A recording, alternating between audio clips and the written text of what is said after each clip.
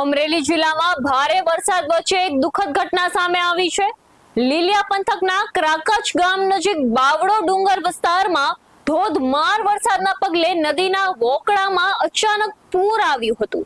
આ દરમિયાન બાઇક પર પસાર થઈ રહેલા ભોરિંગગડા નાલંદા સ્કૂલના સંચાલક જગદીશ રંગપરા પાણીના જોરદાર પ્રવાહમાં તણાઈ ગયા હતા।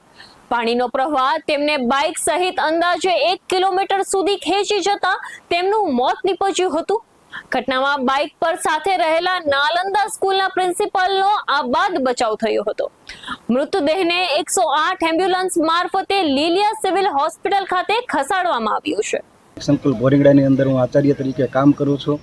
સ્કૂલના નળ ફિટિંગના કામ માટે અમે પાઇપ લેવા માટે ક્રાકજ ગયા અને રિટર્ન આવતા પુષ્કળ વરસાદ પડતો હતો અને વરસાદના કારણે ગાડી છે એ બેઠલા પુલ ઉપરથી પસાર થઈ અને પસાર થતાની સાથે જ તે ગાડી અને અમે બંને ત્રણાણા હું છે એ ત્રણાનો પણ સાઈડમાં તરત જ તે મારા હાથમાં પથ્થર આવી ગયો।